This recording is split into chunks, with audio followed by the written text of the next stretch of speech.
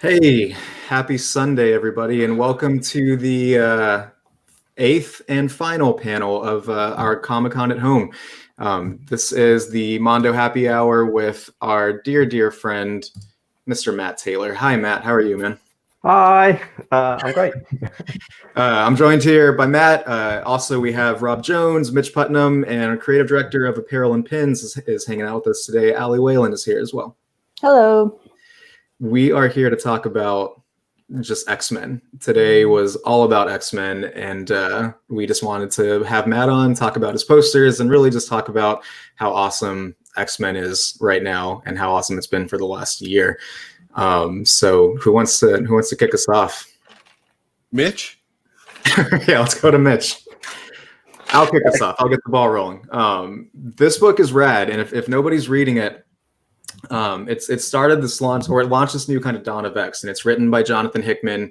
Right now we are in about like 7 or 8 different books, but really the focus of it was launched in this 2 series called House of X and Powers of X, and they were it was a 12-issue miniseries, and it completely sort of reinvigorated and restarted X-Men comics. And for me personally, it's what kind of got me back into the comic shop weekly. They released over the course of 12 weeks, and they didn't miss a deadline, which is actually kind of huge in the comics world.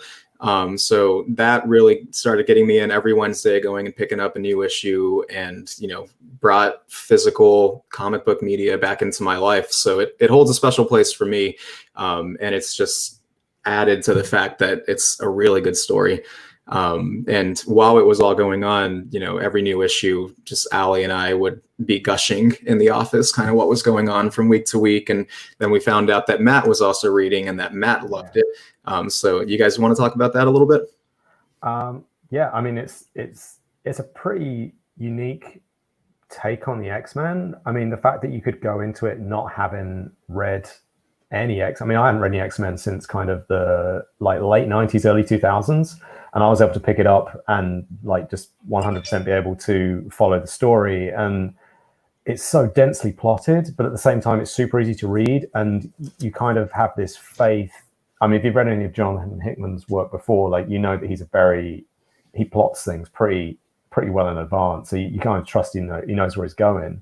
But it was a really kind of interesting book. And so in a way that I can't think of any other mainstream superhero books that have been that engaging off the bat in the last 5 years.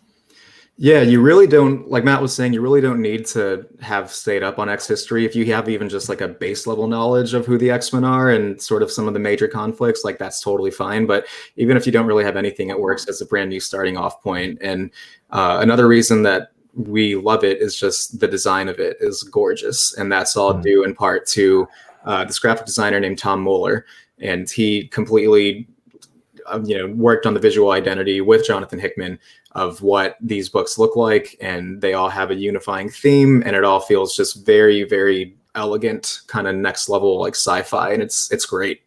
And he had to design his own alphabet too. I mean, that's fantastic. Yeah. So in the story, I don't know if we're going to talk spoilers, but if we do, I'm sorry. But either way, you should read it. It's been out for a year now. It's been out for a year. I've read it a couple of times, and I still maybe don't know if I know what's going on or could explain it, easily to somebody. So, but if we're going to be pretty loosey-goosey on stuff, so apologies if anything comes out that is a spoiler. But Allie, what about you? You want to talk about your experience with it? Yeah. The only comic I remember reading around that time, maybe a little bit before, that was getting me into the shops regularly was Cosmic Ghost Rider by Donny Cates. And I was going in weeklies for those. And once the Hickman series started, the last exposure I had to X-Men was the cartoon. So it's my knowledge was limited and very much buried in my past. So I wasn't coming at it with a deep knowledge or reservoir of the character background. I kind of knew who Magneto was, right? The shape of them, but then just everything that you've known is completely rewritten in this story. And just the way that even the first issue ends is you get hyped up like you just finished watching a 2.5 hour long epic. like the last line of that first issue is. I read it recently, and I did just my jaw dropped again, even though I've read that over and over and over again every time it gets me. Yeah, it really it leaves you wanting more, like immediately. I'm actually going to share the screen, and we can talk through before we get into kind of with Matt dissecting his poster. We'll kind of talk through some of the, like I said, today was a big X-Men release, so we'll talk through some of the releases in general that we went over today. So this was actually a piece of promotional artwork that sort of announced the Jonathan Hickman's take on the X-Men. Comic readers will know Hickman in the past. You know, he's sort of done his work with the Fantastic Four and the Avengers, and then I forget, it was in the summer of like 2018 or 2017 or something. But this image came out, and it just said, you know, House of X, Powers of X. Apologies for that. Effed up, sorry. It's all good. You mind going back to Mark's? Let's take it off the screen for a second. Let me go and fix this up. Technical difficulty. In the meantime, it should also be noted. In the meantime, it should also be noted that in the same period of time, the Ed Piskor X-Men stuff has been coming out and is really unbelievable. So they're on a pretty solid run with X-Men right now. Hey, there we go. Yeah, Those Grand Design books are. Yeah, Mitch is right. I mean, they're so good. We love Ed Piskor, and we've done, you know, a couple posters with him in the past, and one of them being X-Men Grand Design. But let's give a shout out to that as well. If you haven't read X-Men Grand Design by Ed Piskor, highly, highly recommend that. And also just Piskor in general, and he has a great podcast called Cartoonist Kayfabe that if you are even remotely interested in comic books or cartoonists, I highly recommend checking that out. But anyway, this piece of art, this was by Mark Brooks, and it was promotional material, kind of announcing Jonathan Hickman taking over the X-Men books. And we fell in love immediately. As soon as I saw this, you know, I sort of had it in the back of my mind that I wanted to find a way to make it a screen printed poster. And as all of this started coming together, you know, we reached out to Mark and asked if he'd be interested, and he was able to, you know, give us a decent resolution file. And then Wizard on our end, John Smith, was able to take his painted artwork and break it down into an 8-color screen print. So this is going to have bronze metallic inks on both versions. And I say both versions because the difference between the two, even though the artwork is the same, the difference is more on the right-hand side when it comes to all of that text layout. So the regular version, if you want to call it that, is the English. So it's got House of X. And it's just all the credits of the comic, of the creators that kind of worked on the 12-issue series. And then for the variant, again, if you're reading the story, then you know that the mutants live on the island nation of Krakoa, and they have their own Krakoan language, all of which translates to a real alphabet. So that we have that Krakoan language variant. And then we did our best sort of at the bottom to kind of emulate, again, that visual identity that Mueller had identified or that Mueller had worked up and created for the books that tie everything together. So the way the credit layout and all that at the bottom, that's, you know, adhering to sort of the rules and structure that he had laid out. I just want to point out that back when offices were a thing and our desks were a thing, that you had a little card of the English translation to Krakoan language. And I'm so jealous that you have that. It's so handy and nerdy. And I have to, how did you get that card, by the way? That was in comic shops, actually. So I forget which, it might have been with like the first issue or something like that, but they gave out little trading pack cards, and inside of it was a little cheat sheet of the Krakoan alphabet. It's so cute. You can put it in your wallet. Yeah, it came in great use. And such a nerd. Whenever I'd be reading each issue, if there was appearance of Krakoan, I would whip that out and like sitting in front with a decoder ring trying to figure it out. Did the promotional version of this have the Krakoan language, or did y'all do that for this specifically? No, that was us. And it was actually Rob, you know, when we were trying to figure out, so the artwork itself, whenever Mark sent over the art, it would have been, some odd size. It wouldn't have been a traditional kind of 18 by 24 or 24 by 36 dimensions. So we were trying to figure out what we wanted to do, and we knew we wanted to do the credits and the title in some way, whether that be over the art or do a border. And Rob sort of had the idea of doing this border treatment and treating it like a, like an Obi strip. And so we laid that out, and then we just laid out an English version, and then laid out the Krakoan version, and this is what we came up with, and super happy with it. It's I think it works really well with Mark's artwork, which is beautiful and has an insane way of just like hyping you up by looking at that as well. There's two different Wolverines and characters you don't even know yet, so it's a great piece of art that just kind of hypes you up for the series. Yeah, the Weapon X and the bench is my favorite part. I feel like I look at it and I feel like that's me in any fucking social setting. Well, and I remember looking at the art too when it came out and being like, why is Moira, I think that's Moira, why is she like dead center? What's going on there? And then when you read the series, it makes perfect sense why she is there. But what else? Rob, do you mind actually pulling up the slides with the Tom Muller slides? So these are a couple examples, again, if you're unfamiliar, of just sort of the data pages. So Hickman, he loves including his data pages in his books, and X-Men is no different.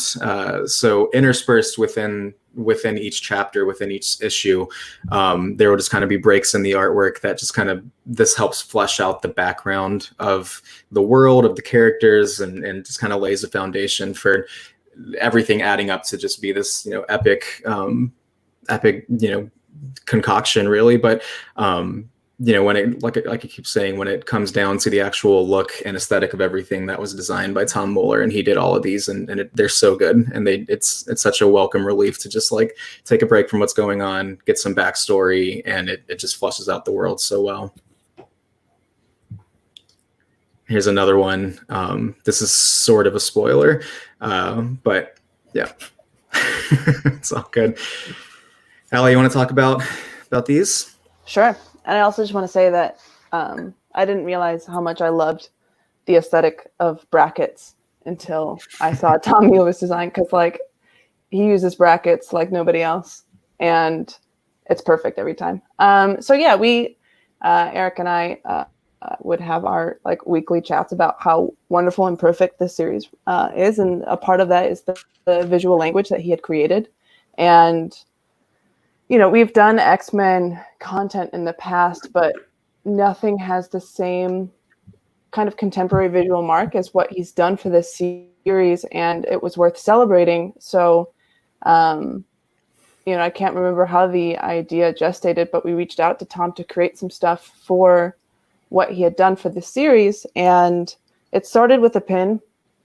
X-Men logo pins have definitely been done before, especially in black on hard enamel, right? It's not necessarily something that's super hard to find, but it's just his specific, like the tiny details in what he's done to that logo that make this really special. And the backing card that he had created is just so unique. Like it's almost like a monolith of proportions and completely unexpected. We just asked him to design a backing card.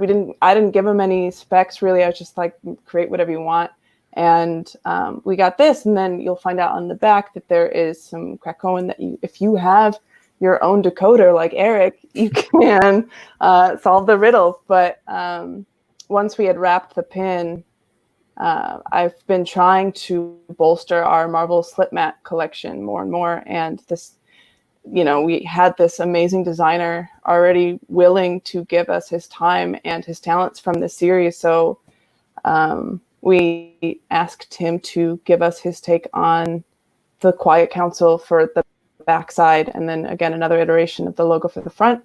And this is where we landed. And this isn't, to my recollection, this isn't exactly the same diagram as you'll find in the series. He did a couple of alterations so that it would suit the format of the slip mat. So it's almost kind of like a special design of that Quiet Council, which I don't know if we'll get to explaining exactly what that is. I'm realizing now that what I'm speaking of is something that maybe a lot of you haven't read yet, but it's cool. And when what's also pretty exciting about this one is that we asked the brilliant Alan Hines to design a header card for all of our slip mats now, so we have packaging, because these always have come in kind of like a standard factory poly bag, but we wanted to add a little bit more Mondo branding to it. So Alan designed this really cool slip mat packaging, and this is going to be the first slip mat in that packaging, and I cannot wait to see the whole assembled thing in person. Yeah, it'll have a rad header card. And to Allie's point, it was just very cool to get to work directly with Tom. You know, we talked about recreating it ourselves, but then at some point pretty early on, we were just like, screw it. Let's see if we can talk to Tom and if he wants to be part of it. And you know, Eric can probably attest to the fact that I was pretty nervous about reaching out to him. Such a fan. And he was great. He was awesome to work with. And yeah, we're super stoked to add these to the collection. But new X-Men is great, but we also obviously we love the classic stuff. So there's, we also had some first appearance X-Men items up for sale today. I tried to buy this today and I couldn't because it sold out. On the left, we have a poster by an artist that we are huge fans of. It's an artist named Michael Cho, and we love his stuff. It's very kind of Darwin Cook. It feels, very vintage, Silver Age. And it's beautiful. And he does these great compositions and great teams. And we've been wanting to figure out the right project to work with him on. And this actually came to start, we were working on this before any new Hoxpox stuff. But yeah, it was just, we reached out and said, hey man, do whatever you want to do with X-Men with the first appearance. That was really the only note that we gave him. And this is what he came up with. And we loved it. So treating it kind of like a movie poster, having the credits up top with the team and the title or whatever. But yeah, the way he framed everything and the way all the characters kind of worked together to frame it were awesome. And then of course, Tom Whalen, revisiting with him, and he's done so many Marvel pins over the years. And now that we're able to kind of mine the X-Men well and go back and, Sentinel used to be off the table, but the second that he was back on the table, we knew we wanted to do an oversized Sentinel pin. Yeah, Allie, how long have we had the Sentinel pin in the pocket? I was just looking that up because all three of these we were actually sitting on for a little bit. Let's see, because I think they were originally going to go up with like Apocalypse and Mystique, and we had done some stuff for them. Let's see, Sentinel. I have stuff from March 2019. Not so bad. And Jean Grey and and it's actually Cyclops was the first. No, Cyclops was this year. So yeah, about a year, a little over a year. Yeah, well, to be fair, we have been talking about finally doing the full head covering one for like I think, but still. Best costume. Favorite costume. So we're super excited about these, and it all kind of came together very fortuitously as we started developing Hoxpox stuff. That we could just put together this sort of massive X-Men collection and celebrate everything on a single day, and that really brings us to the man of the hour. Let's talk with Matt about his posters. Where the hell's the fucking poster? We'll get there. It's okay. Those aren't the right posters. These are not the right posters, but definitely one. Posters. There you go. They're definitely posters. They're definitely posters, and the reason that we had included those just kind of show, this is not. Matt has done some comic posters with us in the past, and just showing an elevation of style from that Avengers to kind of going big with War of the Realms, and ultimately leading into probably the biggest one that we've done, which is this House of X, Powers of X. But yeah. You just realized we can actually bring this up now. Back when Matt originally did this Avengers poster, we weren't allowed to show the Fantastic Four members that were members of Avengers. We had to hide the thing just a little bit back there, but not put a little thing on. But now I guess you can. We can say you can see thing in the lower left corner. Look at this evolution of style going on here. This is really something. 2015, I think. Avengers is 2015. War of the Realms was last year. Yeah. War of the Realms. He's starting to figure it out here, and then he really figured it out. No. Thanks, guys. That's what I love. I think whenever Matt first sent in some of the work in progress for Hoxpox, you get so used to looking at kind of more traditional comic book art, but seeing that through the lens of Matt, where it has kind of more of a painterly quality to it, it's gorgeous, man. And here you have side by side on the left is kind of the initial sketch that Matt sent in. And full transparency, this was the only sketch he sent. Like he kind of hit it, and right off the bat, he sent it over, and we loved it. I loved it. I thought it was perfect for the series, and it was off to the races. So there's not a lot of back material to sell or to show for this. But Matt, I'll get out of the way and let you talk about it. Well, I was going through my emails to find the initial briefing document for this, and I think it came about because some stuff kind of got cancelled because of San Diego and movies getting not for San Diego, for movies getting pushed back this year. Mm-hmm. But in the initial briefing, you've asked me, would you be interested in a Hoxpox poster that you could bang out quickly?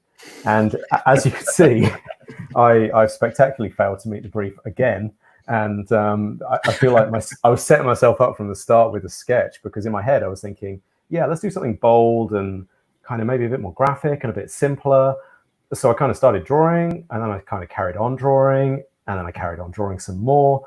And at a certain point, I felt like I had to stop because I'd filled the paper up. But yeah, it's a really fun series to do because there are so many characters. So I kind of had my pick of whoever I wanted to draw. I'm gonna put a pin in that because I do want to go back to that. But here's a little inside baseball. We put out a teaser for Hoxpox. That Hoxpox stuff was coming back in March, and people will not let us forget that you had to wait 4 months for this to actually come to fruition. But we put out a teaser back in March, and when we put that teaser out, initially it was just a teaser for pins that Matt had created. Kind of the first thing that we were doing were Professor X and a Magneto pin, which is why the teasers have a quote from Professor X and then another quote. We did two of them. One's from a quote from X and another one is a quote from Magneto.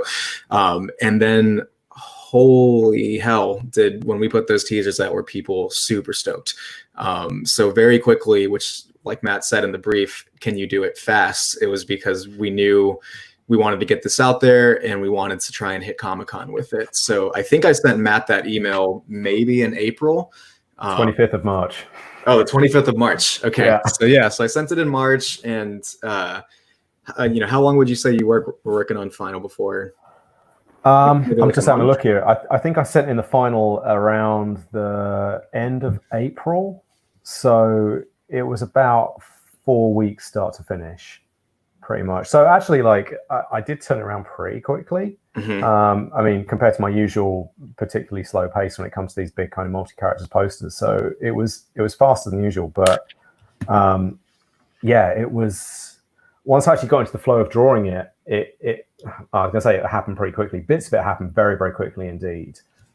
Bits of it took me 7 or 8 redraws. Because I'm pretty sure I sent in after about 2 weeks, a kind of work in progress that had Xavier, Cyclops, Wolverine, and I think Magneto on there. And I dug it out the other day, and I realized since I sent that in, I redrew each of those characters maybe 5 or 6 times. Yeah.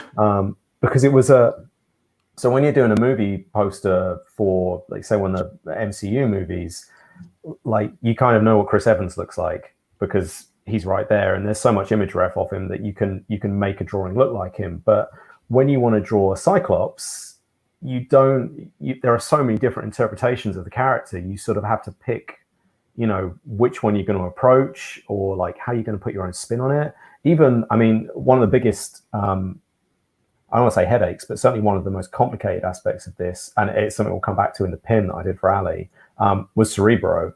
Because I swear to God, in every issue of House of X and Powers of X and X-Men and the new Dawn of X books, the Cerebro helmet is not drawn the same way twice. Yeah. In any of them. Like, every artist has taken his own swing at it, and like some of them are very, they got like wires and shit coming out the side, and they're quite like low profile. And there's others which are just like a sort of 60s Barbarella style balloon sitting on top of his head. And so it's really difficult because you want to remain faithful to the comic because that's what people love. But you sort of have to pick how you're faithful to it. Yeah, I remember giving you when we were trying to figure that out with the pin, since the pin is a profile. Actually, Rob, do you want to pull the pins up while we're talking about it? I have so many reference images on my computer just because the process for both Xavier and Magneto, there were so many different iterations, even within the same issue. So we just took a lot of screenshots and then compiled, I think, what felt like the best amalgamation of all of them. I think we have a slide with Matt's pins. There should be one in there. Sorry. It's all good. But yeah, so we sent over Matt just dozens of screenshots of, you know, the best helmet reference for both Magneto and Xavier that we could find. And but Matt, kind of talking to that, does that, when you see there's no kind of consistency, overall consistency, does that sort of give you some creative freedom, or at least the comfort of creative freedom, that you can kind of do your own interpretation of it and not have to be beholden to, you know, what's on the printed page? Yeah, kinda. But I also, like, I always worry that somewhere at Marvel they have a model sheet somewhere that someone's like supposed to be sticking to, whether they do or not. And so now they do. Well, yeah, they do. Well, now we've got like a definite image for the helmets for both of them. Magneto was slightly easier because his helmet is more consistent. But like even the kind of the length of the, like, these bits, like sometimes it sits like just under his chin, and then like if you have some like, and that's like the crest. Yeah, I think we had some issues with. Yeah, I had to draw that a couple times, and I think we definitely went back and forth on the shadow over the eye as well, as to whether he was actually like properly visible. And then you start having issues with like, okay, well, if there's a shadow falling on his eye like here, where's the light source on the back of the helmet, and then how do we reinterpret that as part of the pin? So it's like it's trying to keep it feeling consistent. The same with Chuck, like getting the shadow under his chin to kind of align with the shadow on the side of the helmet was a bit of a struggle, because you're sort of thinking, okay, well, the light's coming down, then it's going to be showing like highlights on these areas, and then you sort of have to start thinking about the 3D nature of the helmet rather than looking at it flat. And then you think, oh, that's cool, I'll look at the image reference. Oh no, none of the image references match at all, and you're sort of back to square one. So it's a different challenge to doing likenesses. Like, I wouldn't say it was necessarily harder or easier, but it just presents its own little batch of like joy and difficulty. And from a production end, these are both shiny metal. Yeah, Allie? So they should have nice reflective surfaces on them whenever you grab them in hand. They're mad shiny. But Rob, do you mind pulling up the slide that I want to talk about Matt's character selection? So when you're talking about the sort of sprawling, 12-issue series that has, when you look at Mark's poster, kind of has every X-Men that's ever been. Matt, talk a little bit about what goes into, how you wanted to whittle down the sort of the primary characters and who you thought would be best served for the poster for each side, for House of X and Powers of X. Well, it all kind of started out with the design of the poster, because knowing that we were doing something for House of X and Powers of X, I was trying to figure out a way to communicate the kind of dual but intertwined nature of the stories, which is why we have this kind of reversible poster. Essentially, you can hang it whichever way up you want, depending on whether you want Powers or House as the right side up. So there's a lot of overlap in the characters between the stories because the two series intertwine so much, but they also sort of feel separate. So Professor X felt like a bit of a no-brainer for a House of X, because the book starts with, without wanting to spoil it too much, him and some stuff happening with some mutants. So he had to be on House. And I figured that if Professor X was going to be on House, then Magneto had to as well.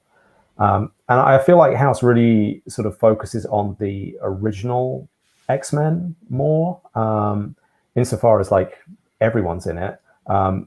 Certainly that first issue, you have kind of Cyclops capturing Sabretooth, and Sabretooth and Mystique running the mission for Charles, which is why they're kind of caught up by the Fantastic Four. And oh god, I would have loved to put the Fantastic Four in there somewhere. Shit, I just realized. Oh, it doesn't matter. Okay. Well, there's a mini series written by Chip Zdarsky that's just X-Men and Fantastic Four. We should do a poster for that. Yeah, I mean, I don't want to claim more jobs, given that I'm already late on things that I'm supposed to be doing, but I'd be down for that. So yeah, it was a case of trying to break down the characters as to focus on where their kind of key moments happened. So and also have a kind of reflection in terms of balancing the piece out. So Moira, because of her role in the story, without spoiling it too much, felt like the sort of opposite to Professor X in a way that Magneto in this series doesn't. Like Magneto sits more alongside Professor X in this, and Moira isn't in opposition to him, but at fairly crucial points, she has a very different interpretation of Charles's dream. So it felt like she was best suited to sit on the Powers side. And the same with Apocalypse, because he has kind of a hero moment in Powers.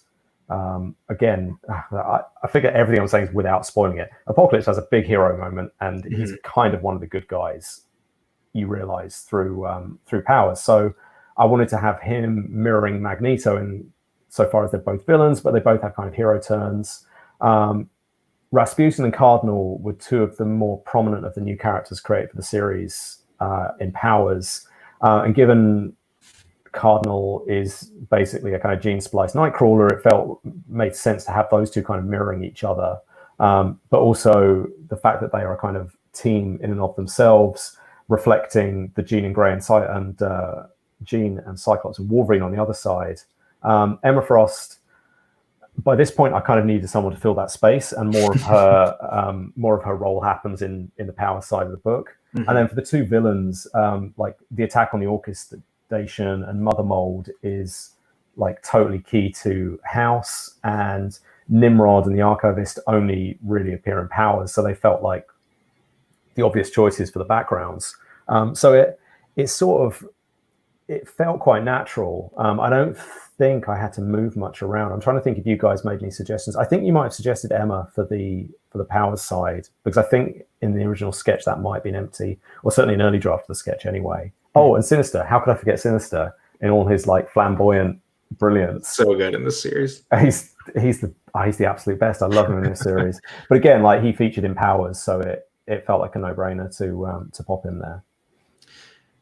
And it really is. It's a brilliant idea. Again, the whole pitch for these two books were, I think the tagline was like two series that are one. So rather than doing a Hawks poster and a Pox poster, the fact that you just kind of did this dual, composition that allows you to hang it either way to celebrate whichever book that you prefer. I thought that was great. And on the right is just a little cheat sheet character breakdown that we end up sending to Marvel just to give them.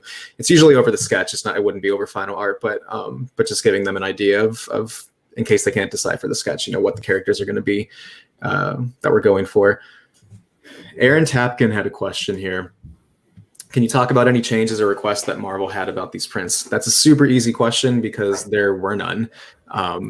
From sketch, the sketch got approved fairly quickly, and then Matt was off to the races, and then same whenever we submitted final, there were no notes. And I think that's a testament to them, to a culmination of, I think, them just trusting that Matt's got it. This is not his first or second or third or 15th Marvel poster. And then, I think they just kind of trusted in us that we could nail it as well. So yeah, there were really no notes. They didn't tell us to add any characters or change anything. It was all, thankfully fairly easy.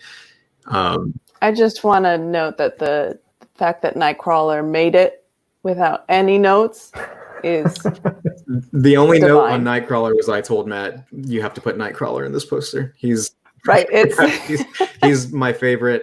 He's one of Rob's favorites as well. So we wanted to make sure that the fuzzy elf was in there. It is literally the only Marvel item I have behind me. Oh, you know what? Nightcrawler I got his costume wrong on the first draft when I sent in the final art.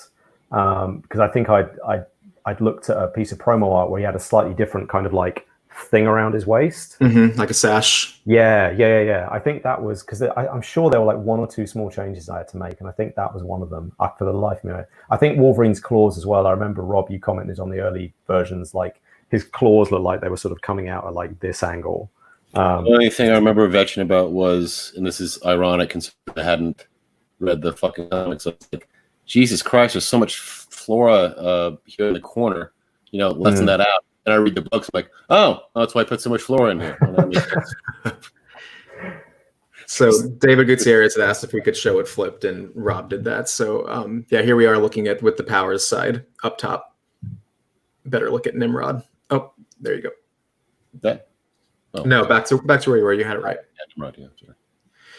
Matt, whenever you are working on comic likeness, how are you doing that? Because it's not, you're not working from actor likeness. Are you kind of just coming up with features in your head? Are you using a mishmash of things?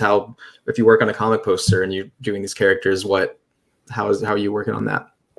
It's pretty much the same process that I use for my like movie posters, like likeness posters. I think Charles is me, essentially. I mean, you can't tell with the stubble and stuff, but I kind of sat in front of the eyesight camera and just sort of did this until I kind of got it right. So I used him myself as a reference for that.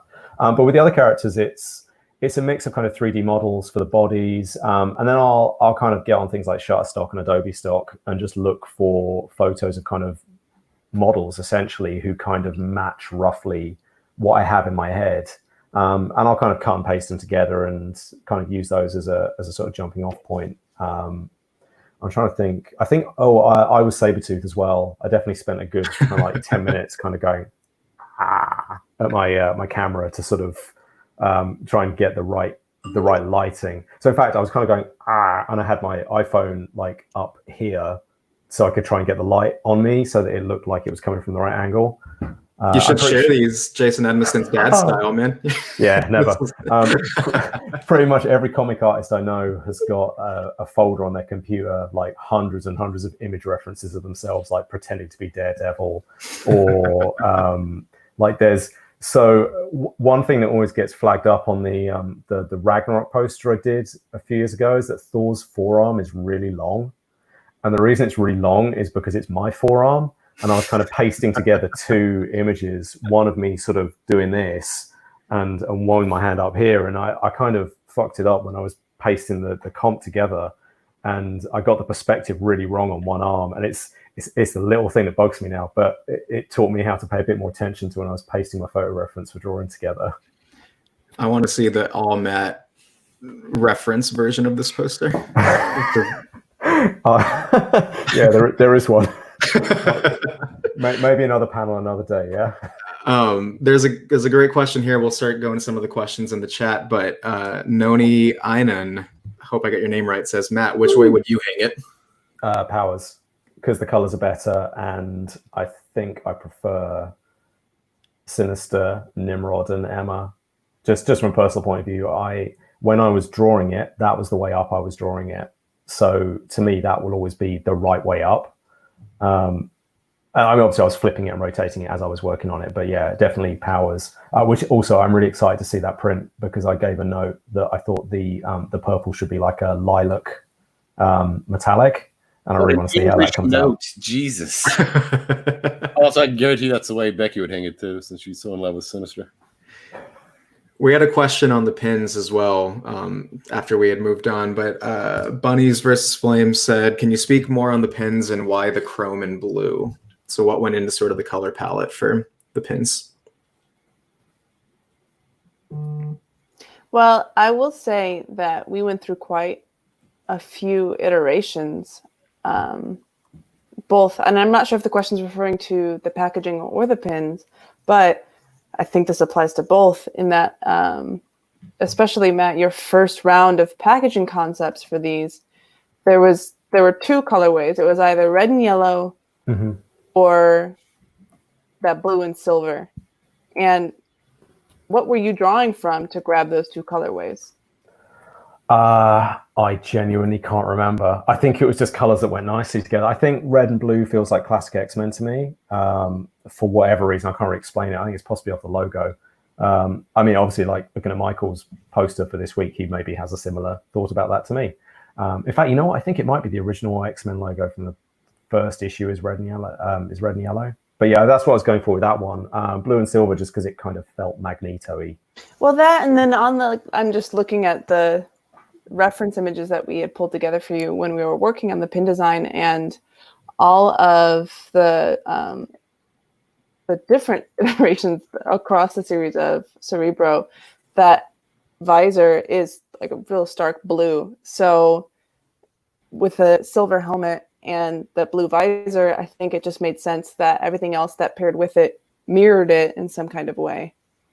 Yeah. I thought it was a reference to Israel because of Magneto's Also- history, and also them trying to establish a new land, a new independent. Yeah, I mean, That's reading much too into it. Yep, I'll take that as a good reason. We even mentioned that thing that we definitely planned, that these items were teased the same day a year later after the first issue came out of House of X. Did you mention that? I mentioned it in the Facebook group, but yeah, coincidentally, when these posters or when everything was announced, it was one year to the day of the first issue of House of X coming out and hitting shelves, which was a really fortuitous coincidence. You mean great choice we deliberately made? It was a very deliberate choice. Yeah. But what other kind of? Oh, here's a question that is not X-Men related, but we can take it. Matt, you want to talk about that dope Palm Springs poster? You know what? I actually recorded a podcast about this with someone else the other day, but I'll talk about it here as well. What podcast? The Dropcast.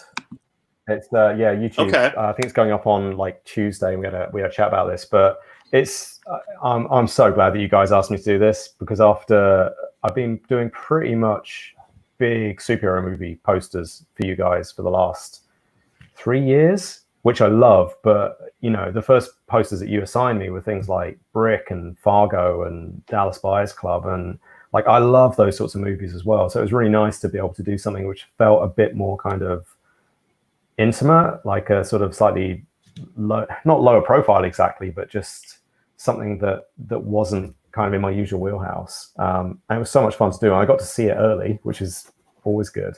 And actually, I was going through my notes. So I think, Mitch, when you briefed me on it, you just said it's a rom-com with Andy Samberg and Kristen Milioti, and they're at a wedding. And that was kind of all I knew. So yeah. I was watching it. And so for the first 15 minutes, I was sort of thinking, it's one of those films about sad boys, and Andy Samberg's just kind of being a bummer, and he's having disappointing sex. And I'm not, and like it, I was prepared that it was going to get better. And then the thing happens that make you realize exactly what kind of movie it is. And I looked at my notes, and actually like halfway down the first page, I've just written, what? Groundhog Day? And then from that point, I was like just 100% on board, and all the decisions up to that point in the movie make complete sense.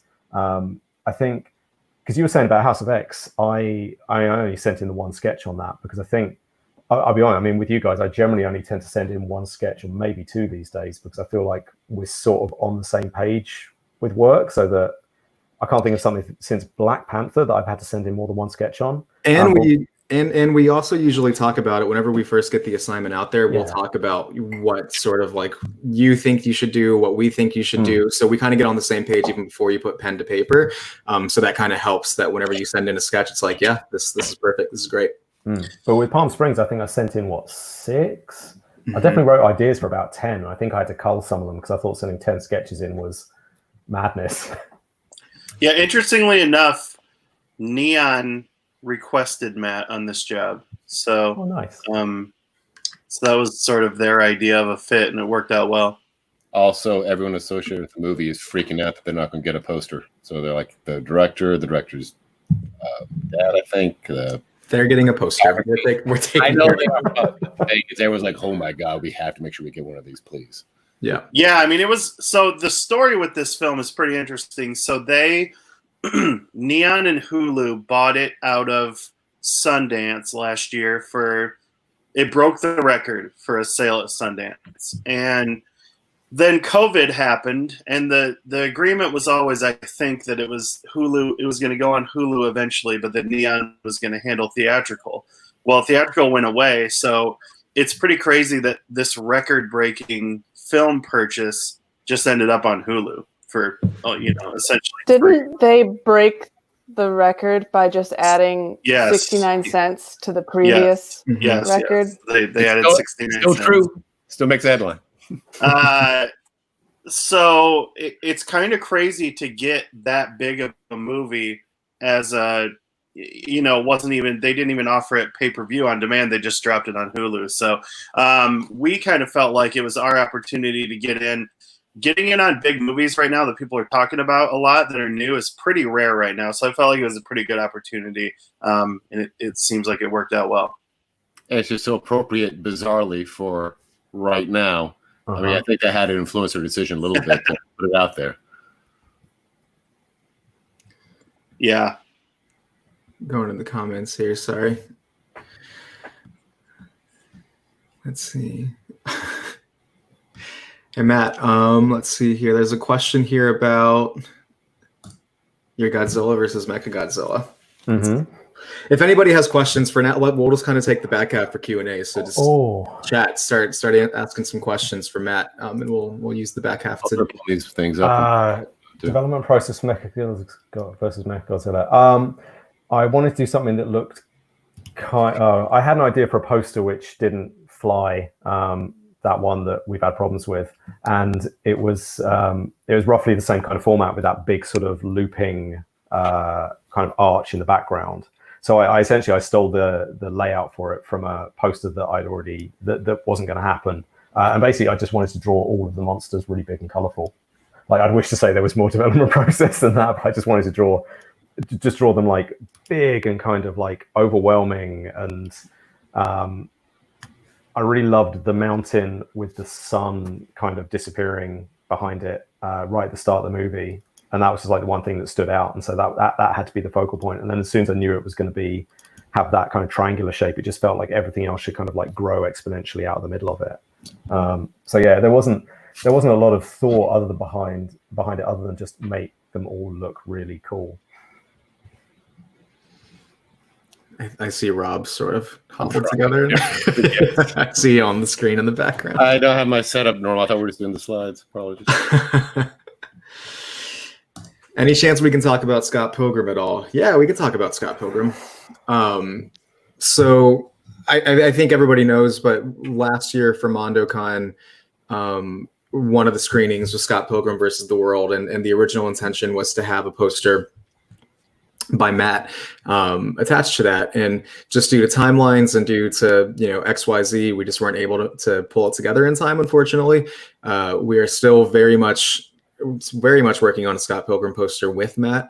In fact, he just sent over a new sketch, I'd say about maybe a week or two ago.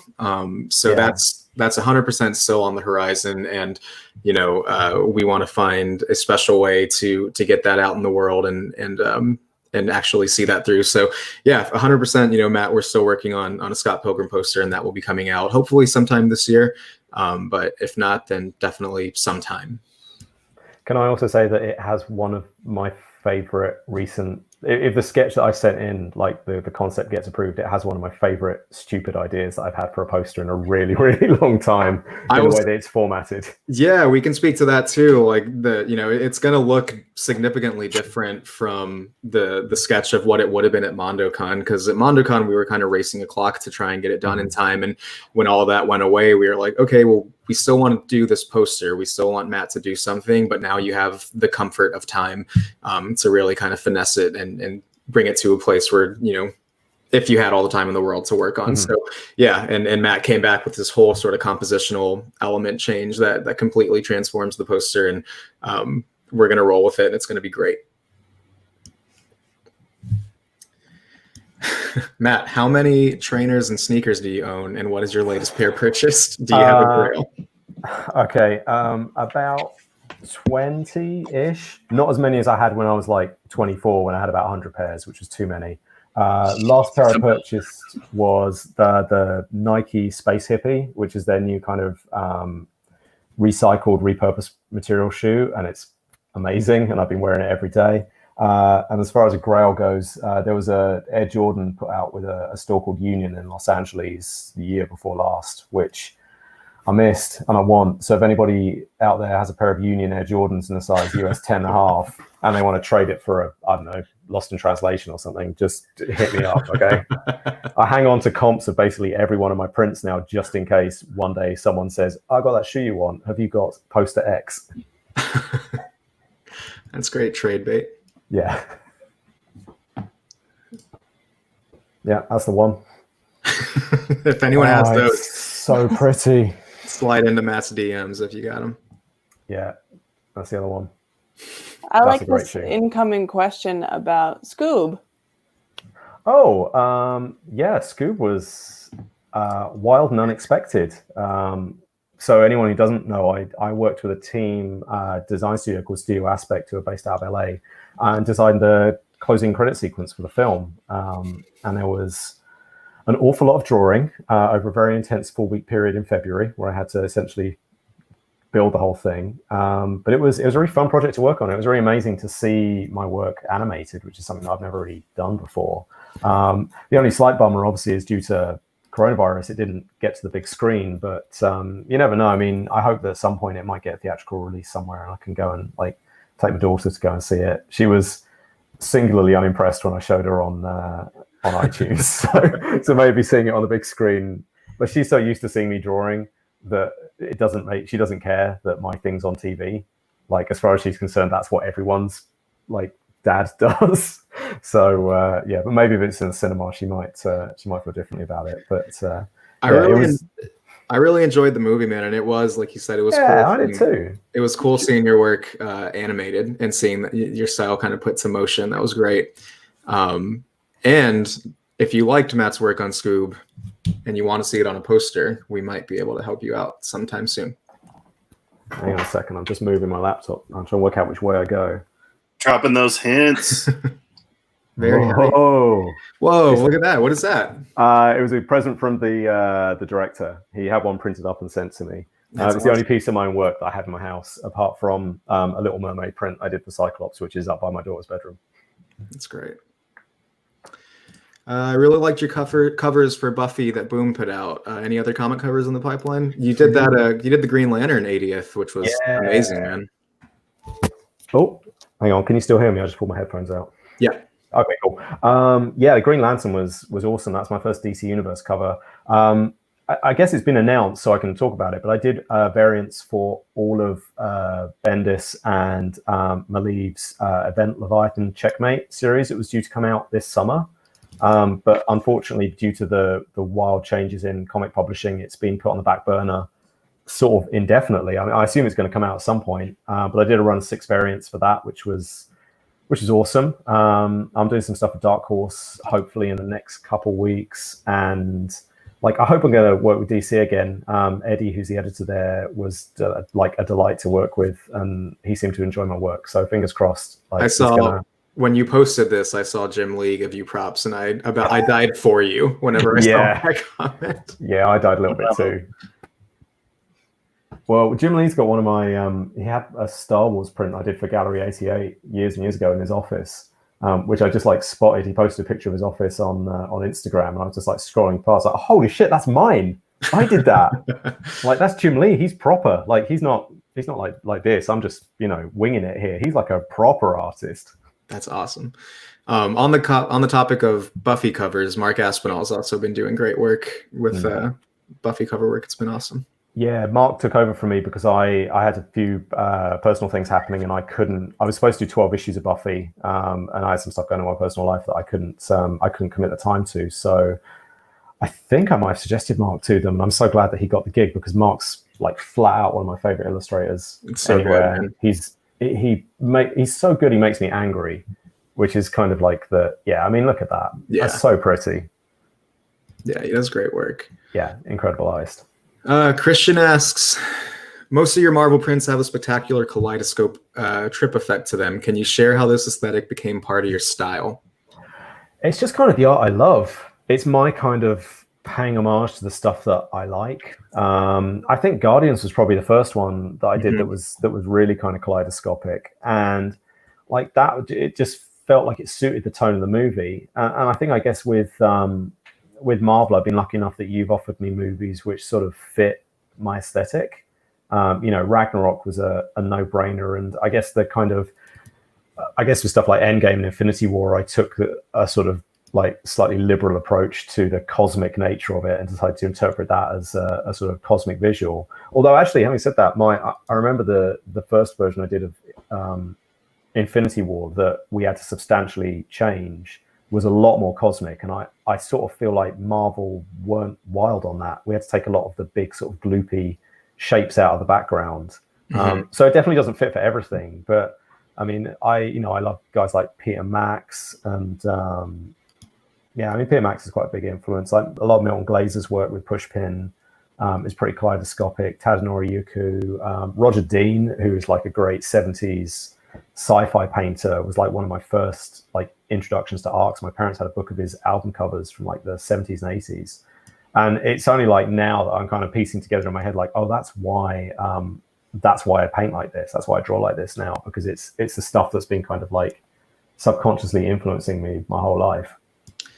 There's been a question that I want to address because it's been popping up. What pop artist is it that you reference in Guardians of the Galaxy? Just to remind David. Peter Max. Peter Max, David. Yeah.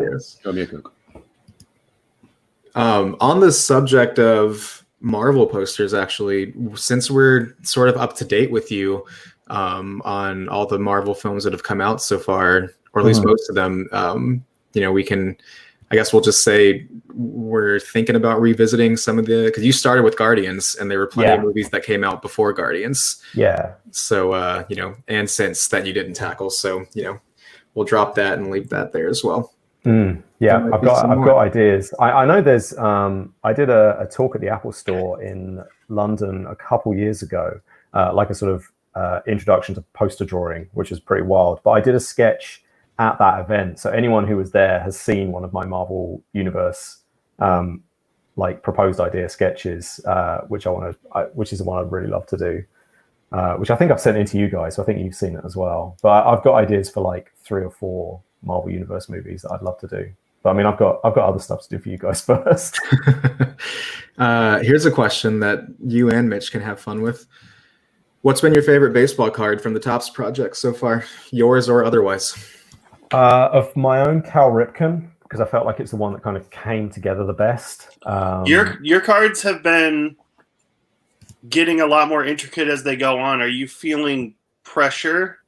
So I've been wanting to ask you this actually. Mm-hmm. So it's a timed edition style release, right? Yeah. So as the series has gotten bigger, have you felt pressure to put more and more into them? I did for about a week. So there was 1 week where Keith Shaw sold like 100,000 copies of his Ken Griffey card and kind of blew it. Because up until then, we've been doing print runs of like 1,500, between 1,500 and 2,000 with a few outliers for guys like Ben Baller, who've got like a massive social media presence. But so there was that 1 week where Keith Shaw kind of blew the top off the market, and then it kind of subsided a bit. And it's kind of got to the point now where the print runs are completely arbitrary. Like it depends on what the market's feeling. So there was a 1 week where I felt very pressured to do something amazing to kind of capitalize on this huge influx of new people and new sales. Mm-hmm. And then it kind of trailed off to the level it was. And so what I'm doing now is I'm just having fun with it, because there are cards that I've spent a day on that have sold a huge number, and there are cards that I've spent 4 days on which have done proportionally a lot less. And it feels so arbitrary that I figure I'm just going to have fun with every card and just try and do something that kind of pleases me, because it feels like it doesn't matter what I do, that it will have no bearing on how it sells, because it's kind of controlled by elements outside of me. Sure. Like, and that's proven in, well, we won't go into that, but there seems to be no correlation between which artists I think are my favorites and the sales either. Mm-hmm. It does seem to be more market related and player related and time related. I think we can all agree. I think we can all agree though that our favorite cards are Ermsies, right? They're amazing. Yeah. I'm really digging Grotesques though. Like his design is great. Like they're so clean looking. But yeah, Ermsies like absolute banger. Have you been doing any of the like? A lot of the artists have been doing all the AP sales, and then they're also doing companion cards and stuff like that. Are you messing with any of that? I'm doing APs. I'm doing APs now, so I didn't realize there was going to be a demand for APs. So for my first 2 cards, like I didn't order any for myself. I ordered like 2, so I had some for the archive. And then suddenly, like a week or 2 into the project, and I see people selling their AP cards for like $300 or $400 and selling out immediately. I was like, oh shit, I should buy some of these. So I think my Derek Jeter, I had to buy them on the aftermarket, which is something I've not had to do for, like, I think there was one of my posters for you guys that I did where I accidentally sold my last copy, so I had to buy one off the aftermarket, so I had one for the archive. But it's been a minute since I bought something of myself from eBay. But yeah, I had to. Was it brick? What was it? No, it wasn't brick. I think it was the Breakfast Club variant. Yeah, So, it was the just to give people one. an idea of what kind of demand we're talking about on these APs. So Ermsey sells his signed APs for, I mean, I think it's around like $100 or more. And then he also makes a companion card, which he makes himself, that have an edition of $6.99 that he's selling for 90 euros each. And they're selling out. That's a lot of money. Well, as long as true fans I mean, we're all getting paid on this project. Yeah, it's great. I mean, it's really, I've actually talked to a few people about this, how it's so interesting because if you rewind the clock 6 months and you're approached by Topps to do a baseball card project, artists have zero idea. Like, you probably thought it was going to be like a fun project, right? Not like a well-paying, hugely follower-adding, giant exposure project, right? And then overnight, here it is. It's changed into this, probably the biggest project you'll do this year. Oh yeah, by miles. I mean, it's the most copies of anything I've done, outside of maybe Infinity War. Like, the print runs on these things are insane. And yeah, like when the brief came in from my agent, I kind of looked at it and thought, yeah, this looks fun, and I don't really know anything about baseball, so I kind of had to crash course a little bit to learn some stuff. But it was, yeah, it looked like it was something that's going to be fun, that would kind of keep me going through the year. And now it's become like this monster. And there's other stuff in the pipeline to do with the project that I can't talk about. But oh, nice. No, if I say anything about it, I'll get in trouble. I'll properly get in trouble. But are you able to pick the players that you're doing, or are they assigned to you? No, it's the same. So it's the same 20 cards. Oh, that's okay. Reinterpreted by each of the 20 artists. Gotcha. So it's great because there's loads of different ways to collect. So you can basically collect, say, all the Matt Taylor cards, or all the Ermsey cards, or you can get like 20 Ted Williams cards. So I think that's when it's looked coolest so far. Like, let's say you're a Mike Trout fan, you can collect 20 different artist interpretations of the original Mike Trout rookie card. So when they're all laid out together, it looks crazy because it's all the same template, except for there was one where the dude went completely off template. But it's all the same template in 20 completely different artist styles. It's a really cool project when put together like that. Yeah, and it's not halfway done yet. Like, it's going to be going on through December, which is the thing that's kind of blowing my mind. I mean, I think it feels like it's dipping a little bit at the moment, but just in terms of people are starting to get a little bit fatigued by so much product. But I think it's just going to carry on and pick up again. Now the baseball season started too. I think there's going to be more eyes on it. I think we're going to start winding it down here. We're at an hour, but we have maybe a couple giveaways planned. We have one poster of each, the regular and the variant, of Matt's House of X, Powers of X, that we will do a giveaway. 2 questions. I'm trying to think. Okay, no, we have 3 giveaways. Pardon me. We have 3 giveaways. We have a regular House of X, Powers of X by Matt Taylor. We have a variant House of X, Powers of X by Matt Taylor. And we have a sketch that Matt did of Professor X, which is over here. You can show on screen. Okay, and this is a rare thing because I don't draw by hand very often. There we go. Beautiful. It's about 5 by 7-ish. I haven't measured the paper, and I've realized I've drawn it quite close to the edge, so if someone wants to frame it, they'll have to be inventive. So whoever wins this can fight me for it, and then the winner of that will actually get it. But so we'll come up with 3 questions here. So let me. Nope, that's the wrong screen here. Sorry about that. I beat Eric in arm wrestling. That's true. Mitch, I hear your fight game is pretty strong on paper. Sorry, I'm pulling up I'm going to put the questions on screen, so it's so you don't have to fumble around with trying to remember what I said. So, first question. This will be for the regular version of House of X, Powers of X by Matt Taylor. Question: in which of Moira's uncanny lives is she an assassin trying to kill Bolivar Trask's entire family? Put the answer in the comments. The first correct answer is the winner.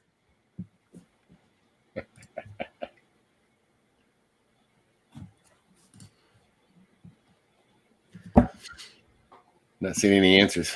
We should have just done the whole hour about the Topps cards. That was interesting. Oh, I've done a couple of podcasts about that like this week, so there's more information about that out there. But yeah, I've watched a couple of them. I watched not with you, but I watched that Blake Jameson dude's been having a lot of people on, and yeah, I see Cougar 572 was the first comment here that I see. Yeah, I think Cougar 572. You are right. It is Life 7 for Moira. Reach out to support@mondoshop.com. You won the regular version of House of X, Powers of X. Congratulations, man. All right, now on to the variant version. I'm going to put the question on screen, so be ready. Question: in which season are Storm, Nightcrawler, and Jean Grey leaders of the Quiet Council?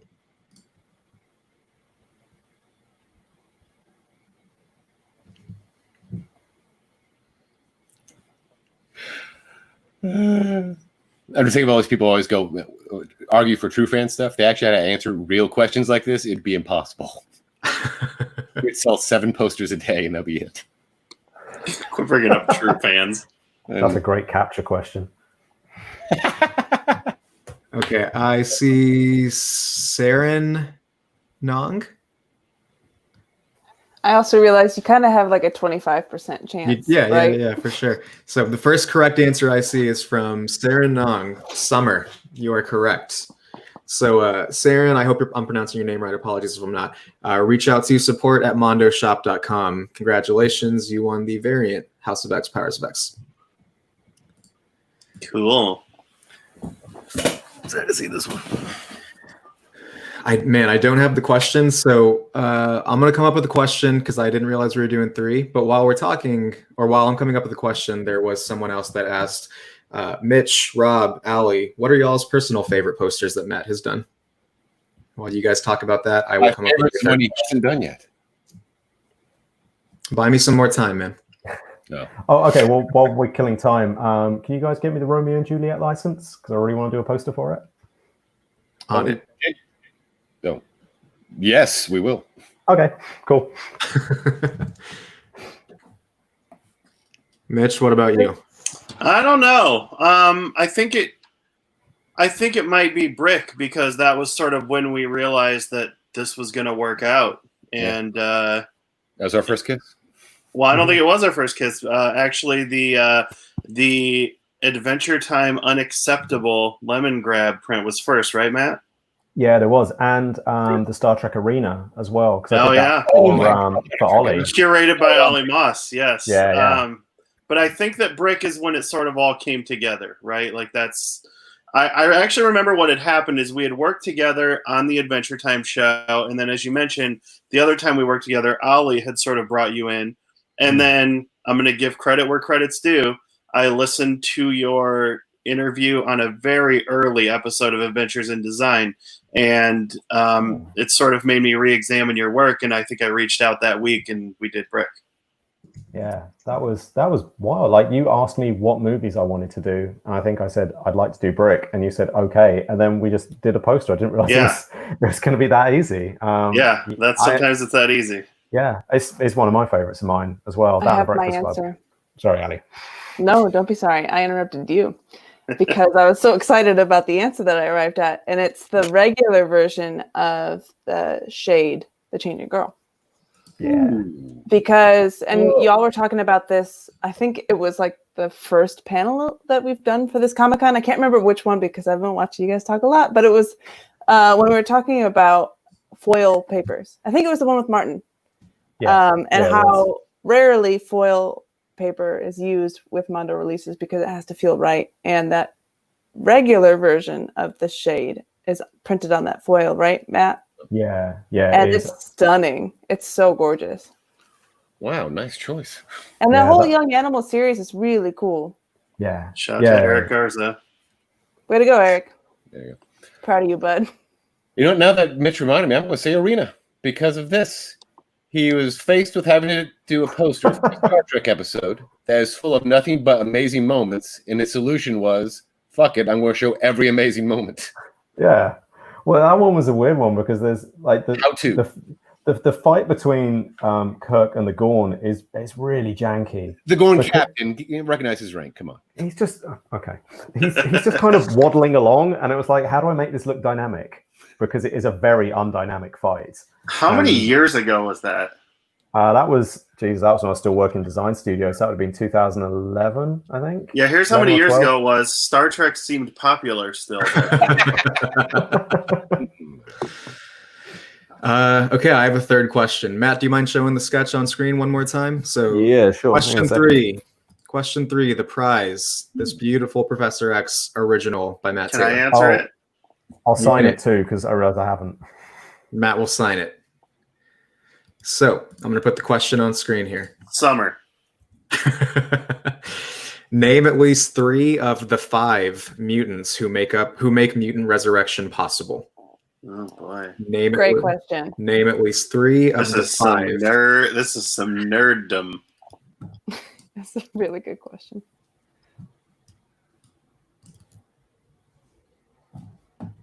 Allie, I'm going to need you to help me with the chat here. You got it. I'll monitor.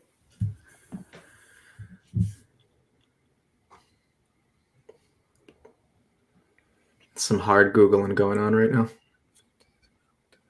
Leonardo, Donatello. I see. Is one of them Maggot? Michael Blacklist, I think, is the first one I see. Eva, Proteus. Oh, I lost him.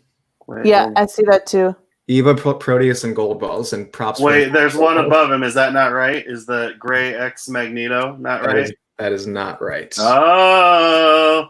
So Michael Blacklist, congrats, man. You won the original. Matt's going to sign that, and we reach out to support@mondoshop.com. We'll coordinate, we'll get everything, and we'll make sure that you get the beautiful piece of art that Matt spent all day working on. That would be a sweet last name if that was his real last name. I just have to say, I'm really impressed by all the guesses, though. Here's another shot of the artwork. Awesome. I think we're going to start winding it down here, guys. Matt, thank you so much for joining, man. Oh, thank you for inviting me. Like, I'm always happy to chat with you guys, and I miss you guys because like I'm out all the time, and like I haven't been out since February. It sucks. I know, man. This week has been amazing because it's been the most human interaction that I think a lot of us have had. So it's been great just to kind of have that feeling of hanging out. And on that note, again, thank you, everybody. This wraps up our Comic-Con at home. This is our last panel. It's our last day, and we had a blast, and we really appreciate all of your support and everybody for tuning in and participating and hanging out. You guys are the best, and none of this would be possible without you. So on behalf of everyone at Mondo, thank you, and we hope to see you next time on the Mondo Happy Hour. No running in the convention hall. The convention hall is now closed. Take care, everybody. Thank